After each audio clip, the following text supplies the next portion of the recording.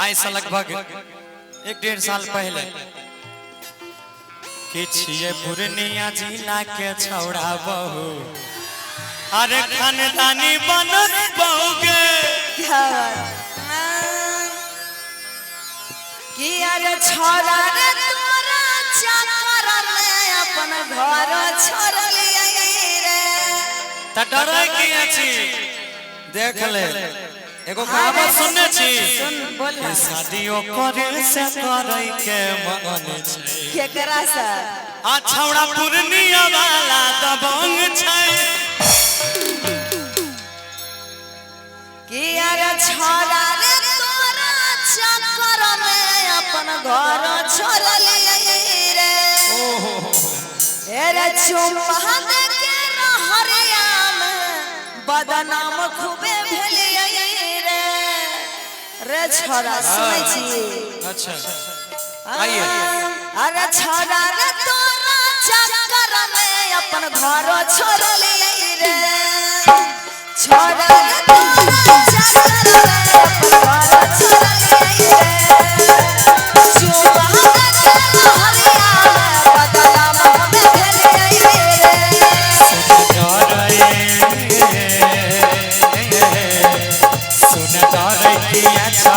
तोरा रानी बनई बहुगे छिए पूर्णिया जिला के छौड़ा बहू खानदानी बनई बहुगे छोरा रे तोरा चाकर में अपन घर छोड़ लिया रे अच्छा चुम्मा दे के रहरिया में बदनाम खूबे भेलिया रे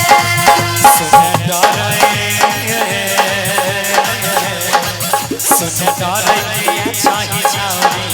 तोरा रानी बनई बहुगे पूर्णिया जिला के छौड़ा बहू खानदानी बनई बहुगे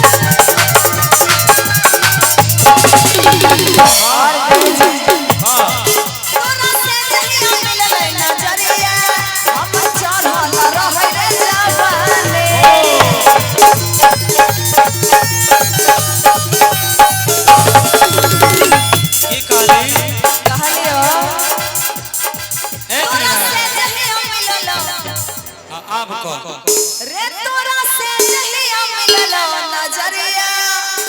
आ हमर चढ़ल रहै रे जवानी कि बन जो हमर दुल्हनिया के पागली अरे डालत रहबो रोज पानी सुना सुना रे तोरा से नहीं मिललो नजरिया हमर चढ़ल रहै रे जवानी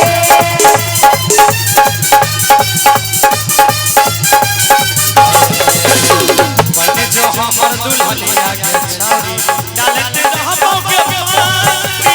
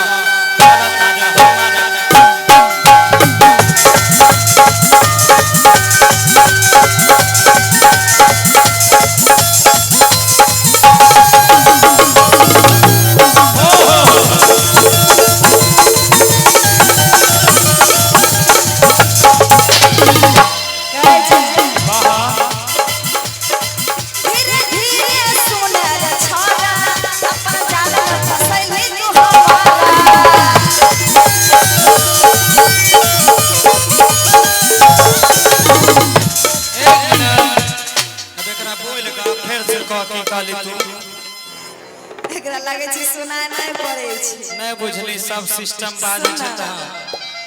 कि धीरे धीरे सुने रे छोरा अच्छा आय अपन जाल में फसैले तो हमारा गे हमर बात सुन बोला गौरव अजैया के संग में जे रहबे अरे है तने एको दिन झगड़ा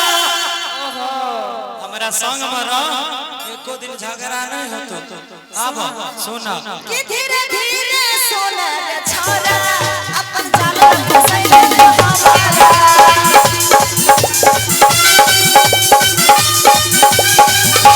गौरव अजैया के संग में जे रहबे है तने एको दिन झगड़ा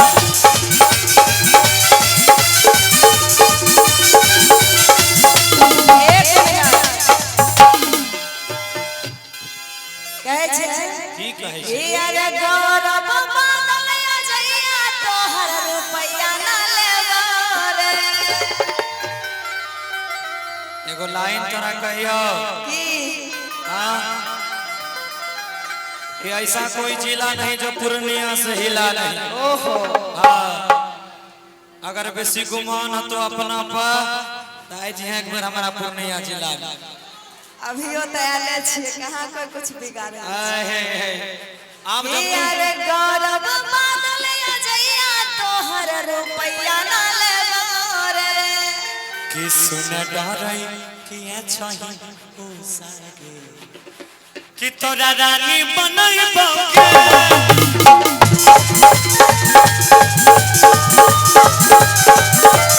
पूर्णिया जिला के छौरा बहू खाना रानी बनैबो के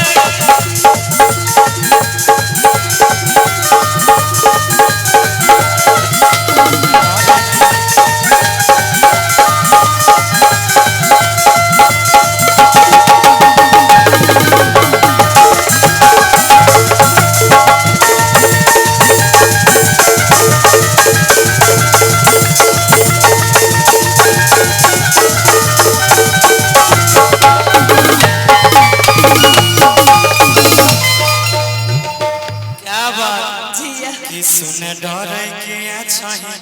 अरे ओ सागे तोरा रानी बनैबो के अरे साचो तब की देखी तते सुर लाला आप में कह देलियो अब के कहत